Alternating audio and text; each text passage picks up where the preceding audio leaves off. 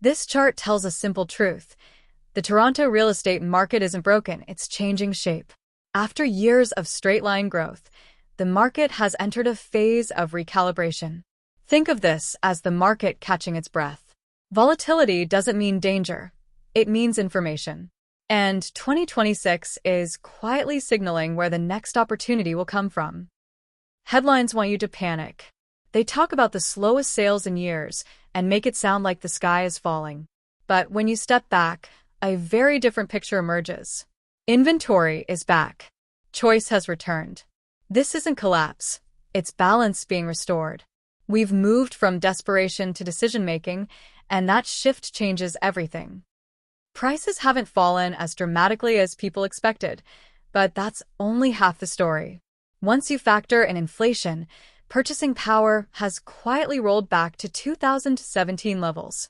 The correction didn't happen loudly. It happened silently. For buyers with capital, this matters more than headlines ever will. This map shows something historic. Nearly every GTA neighborhood is now selling below asking. That would have been unthinkable just 2 years ago. Overbidding used to be the rule. Now it's the exception. The market has handed negotiation power back to buyers, and windows like this don't stay open for long.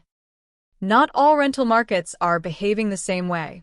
Toronto and Vancouver are cooling, while secondary cities like Edmonton and Montreal are still growing. This tells us the frenzy phase is over. Rent growth is no longer contagious. It's selective. And that shift is reshaping where investors and developers place their bets. Despite all the uncertainty, one number stands out. 25% of millennials still plan to buy in 2026. The desire hasn't disappeared. Confidence has. Buyers aren't gone. They're waiting. And once price stability returns, that pent-up demand has the power to move markets quickly. Government policy is quietly cooling demand. Immigration targets are being recalibrated, and municipal funding disputes are slowing infrastructure support. These aren't headlines, but they matter. Policy doesn't crash markets. It applies pressure, and pressure changes timing. Here's the part few people talk about. Development charges in Toronto have exploded, rising nearly 600% in just over a decade. Builders can't discount below fixed costs, so instead of price cuts, projects get delayed or canceled.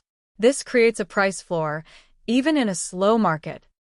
Economic uncertainty is doing what rate hikes already did, freezing confidence.